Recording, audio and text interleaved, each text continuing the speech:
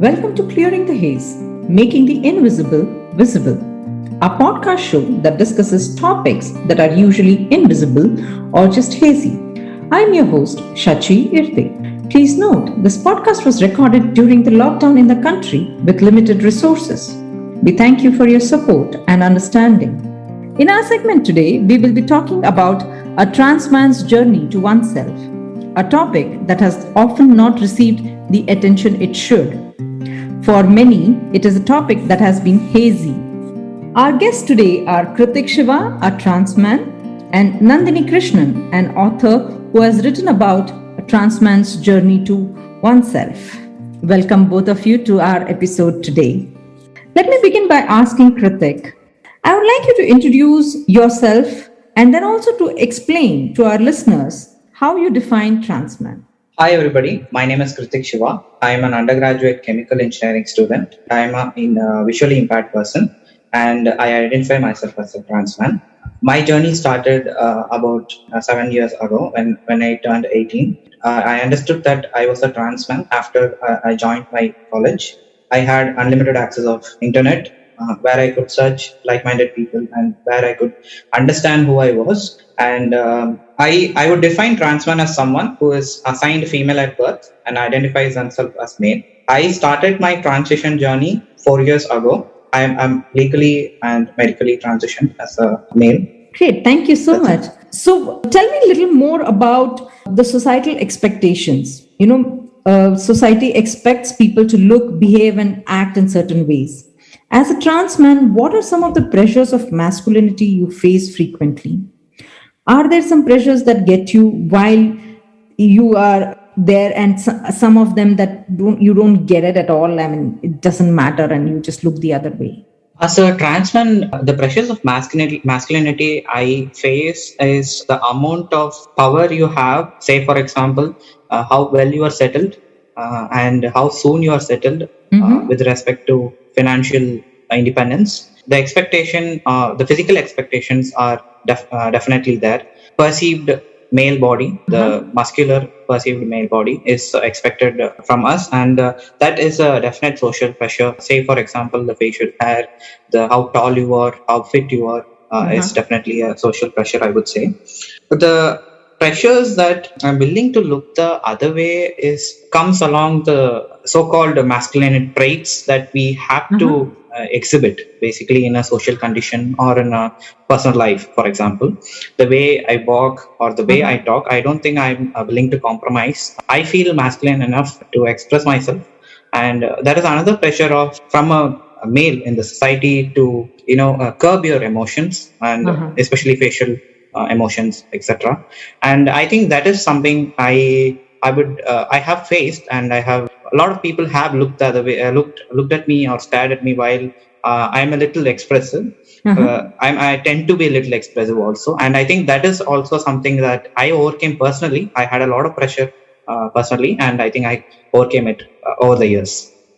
Moving on, when we talk about binary genders, men and women tend to complain that they are not accepted easily in men's network. What has been your experience? Are you easily accepted in men's club after your transition? Yes, about this, when before transition, definitely I faced the same because I was perceived as a woman, and I did face these kind of issues. I was not accepted in a way. I think I had a lot of stress being perceived as a woman, and I had to act that way. And I think most of the time I didn't. And even then, I think my voice was not heard. For example, even in a professional setting with my college friends, just because I was perceived as a woman, I think I didn't have a voice. That is something that and whatever I said was not taken seriously, I think. And I felt like I was not valuable enough to be taken seriously. And after transitioning, there are very few people I actually come out to comfortably to actually mention my transition, because I pass as a male. I tend to go with that and put my safety and first. With respect to being in a men's club, I think I wanted that in the initial period of my life, but now looking back, I don't feel that need anymore, because sometimes in the so-called men's club, I don't want to be included when the conversation revolves around in a degrading way towards women, for example, in objectification manner. I feel that I have experienced that even though I was not identifying myself as a woman, I was perceived as a woman, and I experienced those kind of catcalling, for example, and harassment before in life. And I feel that is not right. I totally oppose that kind of behavior, and I can't stand that kind of behavior from anyone. And I think for that reason, I feel comfortable with the friends who are mindful about these things and respect people. Irrespective of gender, irrespective of their orientation, I feel comfortable in those kind of circles instead of wanted to be included in a so-called men's club. Thank you so much for sharing that distinction and also transitioning from being rejected to being accepted, and then you rejecting people or groups that you don't want to be a part of. That's so beautifully articulated. Thank you so much, Kritik. I was just thinking when he spoke about, how he was perceived when he was seen as female by the world. And he brought up points which I've never really thought about before. Like, I've always taken it for granted that everyone feels afraid to go out at night, that everyone kind of senses somebody following them. And these are things that one is very conditioned to as a woman. And he has seen a side of that which I guess very few of us will be able to, being perceived as that and then overcoming that and passing in a different gender, and the kind of liberties that it brings with it. And Kritik, because he's such a close friend of mine and is someone whom I see as a little brother, also told me about another incident. Remember, Kritik, you were talking about how when you were working on a project and you're really good at coding, and these guys kind of asked you to clean up at the end of it all and didn't really listen to your opinions. And that's something I've never experienced, but he had when he was perceived as female by his classmates. Yes, that happened actually. When I was working with a couple of college students on a project, I was decently good. I would say that I was on par with them. Definitely. Okay. They were my peers, and we were working on a project, and it was electronics and coding project, and I was not allowed to work on it. They kind of took the space and they ignored me talking to them about the project, or I was just standing there beside them the whole time. I was feeling very ignored, and at the end of the day, when they completed their work and they just told me to clean up the place, I just felt very humiliated. And I could see the difference from then and now, that now actually people listen to me. It's actually, I feel like I'm respected as a human, in fact, even right now, actually. So I felt that very humiliating. I felt that very degrading towards me. And I didn't understand it really at that point of time. But looking back, I can understand their perspective, because this distinction came only after my transition. I was also a little bit young, so to understand this nuance from my own age group also. It's not even they were older people, conservative people. It's not like that. Yeah, this is a major gender difference in the way people are treating women versus how people treat men, and you experience that at a very young age, and you're also seeing the change in how people accept you and what kind of work is allotted to you, even in college projects and school projects and things like that. Very interesting.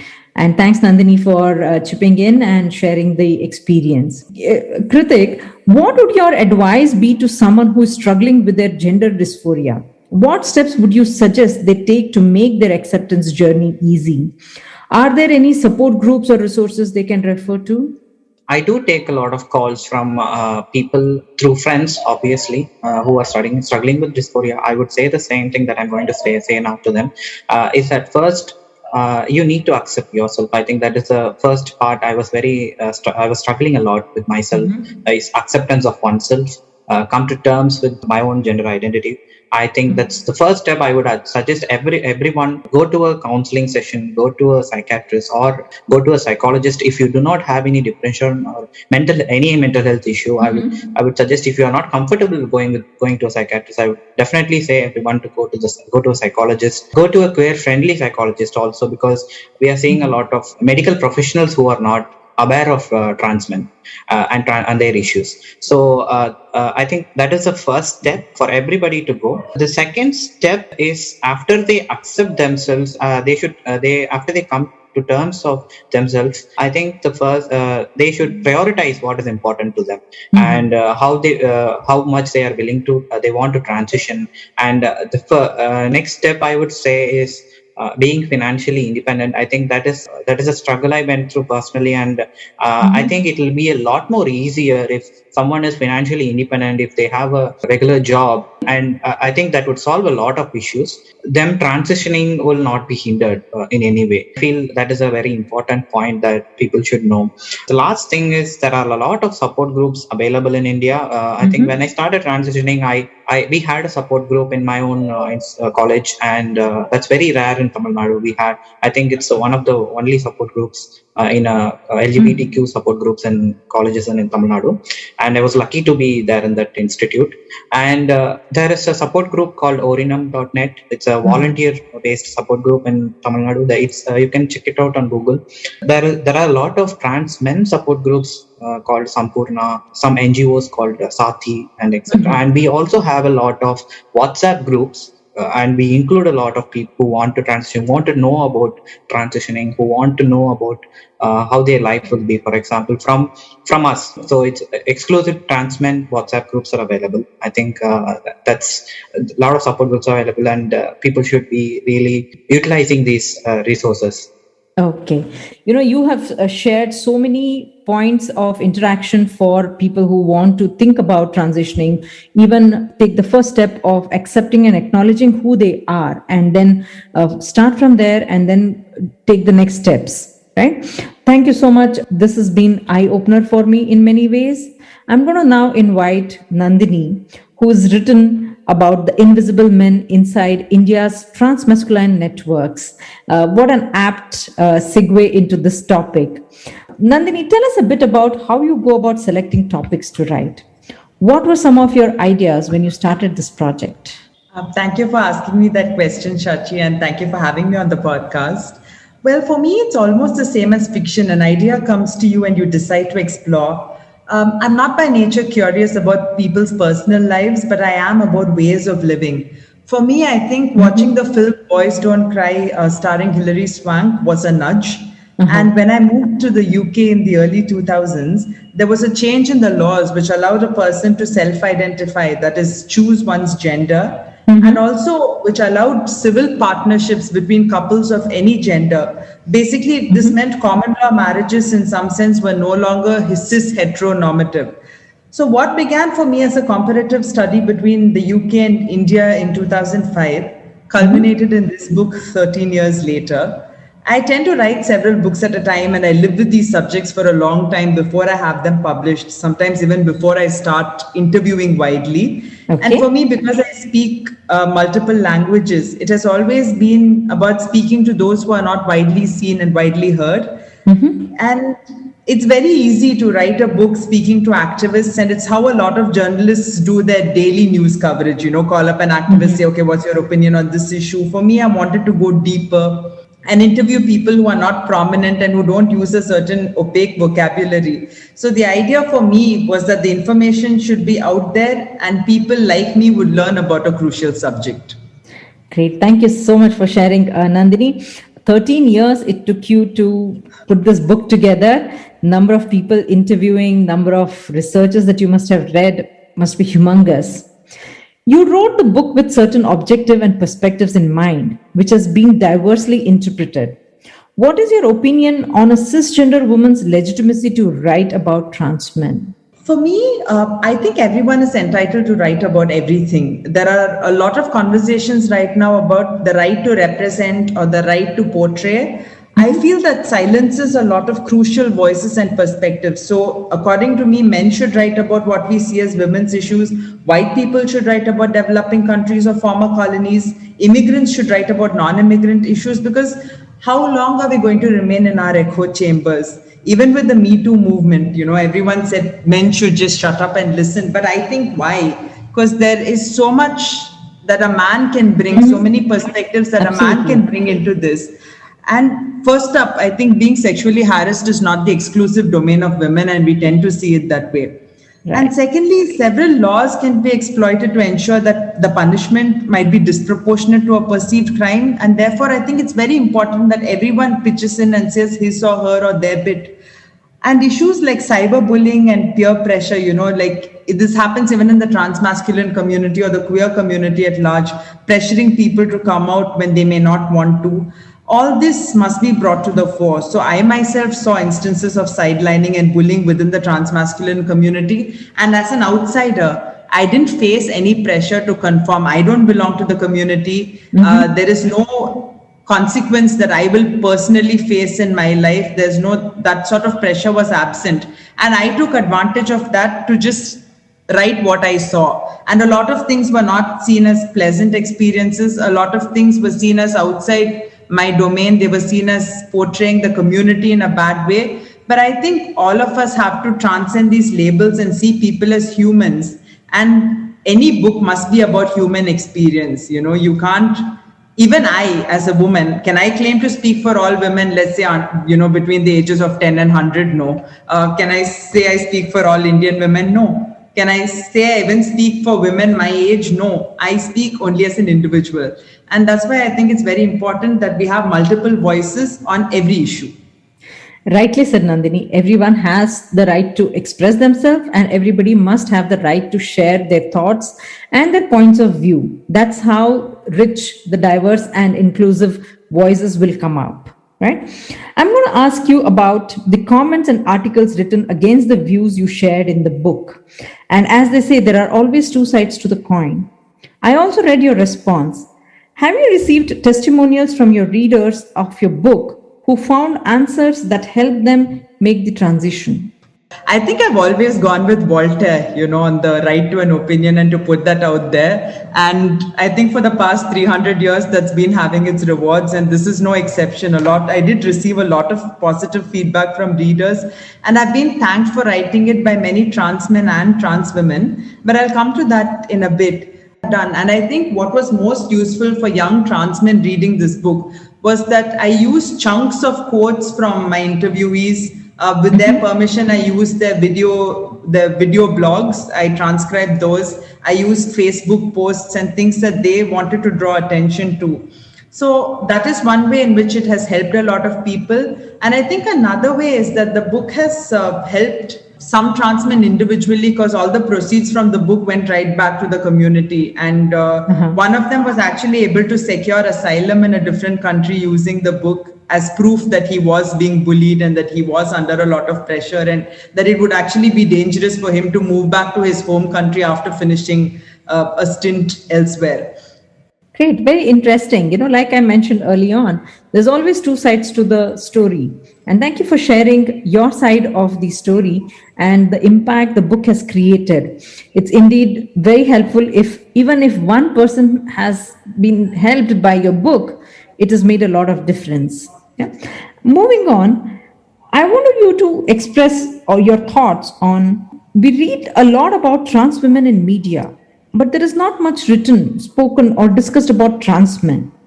What can be done to increase awareness and educate people about trans people in general and trans men in specific?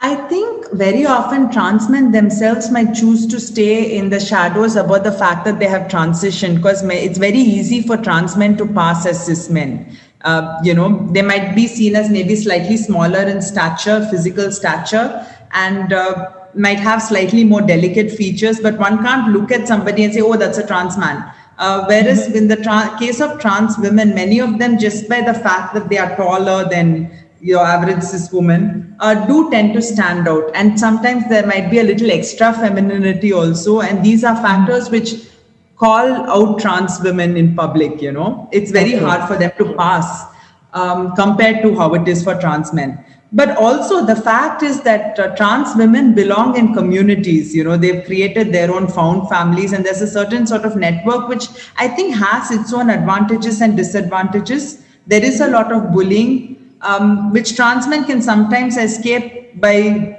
dint of being alone. But also it is a fact that the trans men community is very underserved and very underseen. And therefore, there is a need to bring attention. But for me, I think it has to be an organic process because trans men do tend to be much more vulnerable. Transition itself is more expensive. It's harder. There are large risks associated with that.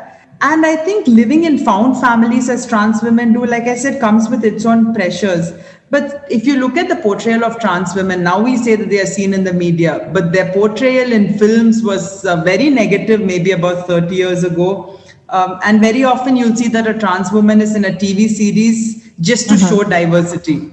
And I think these are also things which should be discouraged. Like you'll find that people from the queer community sometimes are just thrown into pictures, into films, into books as saying, oh, these people also exist and therefore we should include them. But real portrayals will take some time. Attention to the issues will take time. It took centuries for women to be seen as not necessarily lesser individuals. And conversations about sexism are still on. So conversations can begin about visibility of various queer communities, but it will not be an overnight awareness. Kritik, do you want to weigh in on Nandini's response? With respect to trans men, I think there is a significant disadvantage that we are not visible.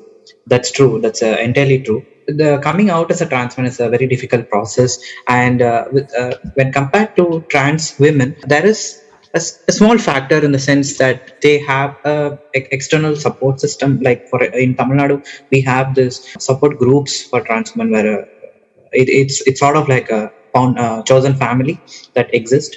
It's a structured support system that exists for them. Coming out as a trans man is a very vulnerable position, I would say. For example, leaving your household if it's not okay with you identifying as a different gender from your gender assigned at birth. With respect to trans women, when they come out of their families, their physical stature is of male gender. That is a small advantage until they reach their support group family. With respect to trans men, that is not the case.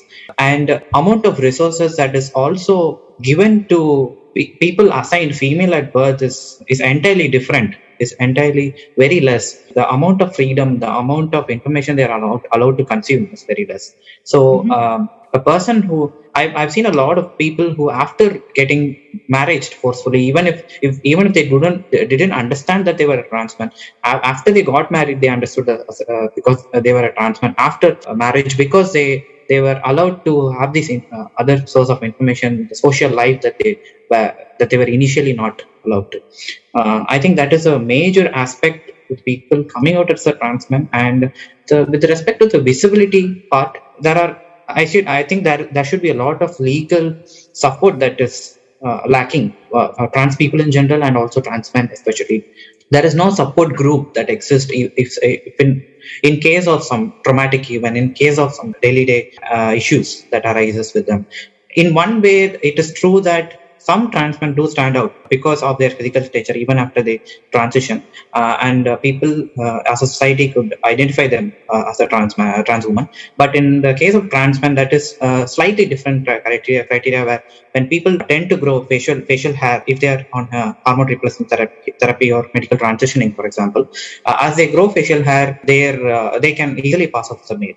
And why would they want to put themselves at risk? And why would they want to be in a vulnerable position by coming out as a trans man when they could easily avoid that vulnerability and be perceived as a male? And everybody wants to be perceived as a male, even if we label ourselves as trans men. I think that is also an issue that comes up with trans men visibility. Very interesting points you brought in, Kritik. There's one point that I'd like to add to what Kritik said. What he said about trans women being able to go out before they transition because they are perceived as male, and the rules which apply to boy children are different from those which apply to girl children, for as long as they live under their family's roof. And this is something which a lot of my interviewees said, that they weren't able to go out, that they weren't able to live their lives, and therefore they were very restricted. And they were kind of, even the torment that they faced within their families, it was not something that they could escape because they couldn't go to hostels. Whereas trans women before their transition very often were sent to hostels or were able to get away, go and, even run away from home and make a living somewhere. Whereas trans men are doubly vulnerable before their transition because they are perceived as female and open themselves up to a lot of violation. And also when they come out, because all of a sudden, another very negative thing which I would like to draw attention to is that there's a lot of curiosity around surgery and around transition. Like, oh, so what have you done? How much have you this thing? Have you had surgery? So this is another very important point which I think we need to touch upon, and maybe Kritik is better equipped to speak about that. The fact that there's so much curiosity around bodies and around surgery, and that a person is considered transitioned only after surgical transition. Yes, thank you for asking my opinion, Nandini. The thing is, what she's trying to say is that even within the queer circles, I find that a person is not accepted as a transgender person, for example, quote unquote transgender person, if they have not done surgeries or if they are not willing to transition medically and or legally. So I think this happens even within the queer community. So I would not be surprised with respect to the society in general, cis or heteronormative society in general, because there is an attached romanticization on the one hand, where I've come across this personally, where some people approached me in a very friendly manner, and because they were very curious and they wanted to show off that they were very inclusive, for example, and I felt like I was being perceived in this. I didn't understand that initially because I came out at a very young age, and I was very outgoing in general, and I wanted to make friends. I understand now that those were not my real friends. The people, heteronormative people who were acting as friends, they always wanted to hear my story, always wanted to what is transition, and if I've done certain things, for example. And the amount of personal questions I was subjected to, I now feel a little violated in a certain way. I felt like I was like I was perceived like an animal in a zoo. That's one perspective I wanted to share. On the other hand, even within the queer circles, when there is a sort of these kind of rules that is put that becomes a pressure for a trans person, and there is a lack of understanding even within the queer circle and also in society that if someone perceives as a trans individual, they have the choice to make what surgeries they want to undergo, what do they want to undergo a legal transition. It is entirely up to the individual, and it doesn't make a person less of a trans individual if they don't apply to these rules, or if they don't transition fully, quote unquote fully, and the amount of full transition is undetermined in this situation. So basically what you're saying is curiosity makes people want to come close to someone. Curiosity is something which drives various behaviors from people, including making the other person feel like they were a specimen to be inspected. It's really sad. And I think all this stems basically from lack of awareness, lack of literature available freely around these subjects. That is where I think the allies come into place. What has been your experience being an ally, Nandini? Are more allies needed to support trans men in particular? And what steps would you suggest one should take to become an ally? Speaking about the issue is important. Writing books, doing podcasts like this, and educating oneself is the most important thing that an ally should do. Yes, you can show up at pride marches, and yes, you can put your personal pronouns, on your social media pages. But I think the most important thing is that all of us need an education. And this was something that a judge of the Madras High Court recently said, that he needs to educate himself.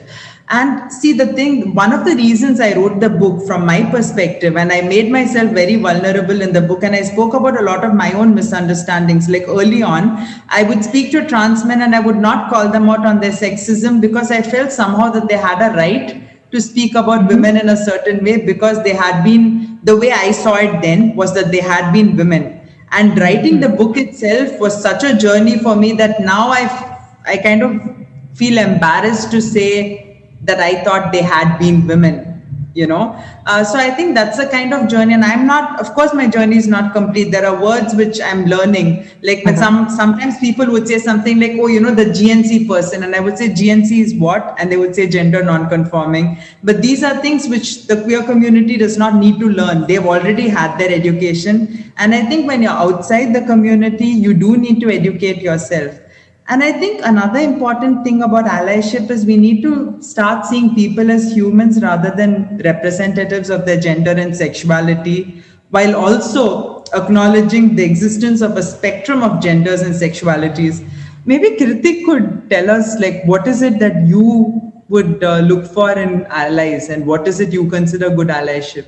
Over the years, I have experienced, like I said in the previous question, also, I have had a lot of cis hetero friends who I've come out to as a trans man, for example. I have had this experience that, say, for example, one person who considers herself as an ally actually told me to my face that I was privileged enough when compared to other people in general, and I should take up activism, I should do this, I should do that. And at that point of time, I didn't really think about it. And later on, I was feeling that I am a privileged person, and who is she then? Is there a term for a cis hetero person more privileged than myself? And I was thinking, why? If she told me this, why couldn't she herself propagate sensitization, for example? It's just a curious thought on my part, and I later, after so many years, I understand that being an ally is, like Nandini said, not just going to the pride, not just taking photos with LGBTQ people, not just showing off, saying that I have a gay friend, but to actually help sensitize people around them. Because as queer person, I am more vulnerable when compared to the cis heteronormative society in general, and I feel they could take up a lot of burden themselves in helping queer people get their acknowledgement when they are not so vulnerable as queer people. And a small thing I see right now on social media is that people edit their usernames with their pronouns in the brackets. This, in a lot of way, made a lot of sense, because this shows that they are open. They know about trans people existing, and they willingly share their pronouns in the sense that they want to show to everybody that they're a safe person, and we can actually ask them to call us with our pronouns, for example. I'm also learning in the process of being in the LGBTQ community myself, and this is a small thing that I learned, where I should not say preferred pronouns, rather I should say that is my pronouns. And like this, I think there is a long way to go, but educating yourself, even if you have that curiosity, I think use it in a if people use it in a very respectful way, if they're curious about it. Thank you both, Nandini and Kritik. There has been a wealth of information that you both have shared on how one can be a good ally. Thank you for listening in. For this episode, we would like to thank our guests, the French Embassy, the French Institute, and the Alliance Francaise Network in India for producing the show. Our special thanks to Hemant Surang and his team for their advice and technical support. Please do subscribe and review the show, available on various podcasting platforms and on the website afindia.org/podcast. Listen to the voices that are often invisible but powerful enough to clear the haze.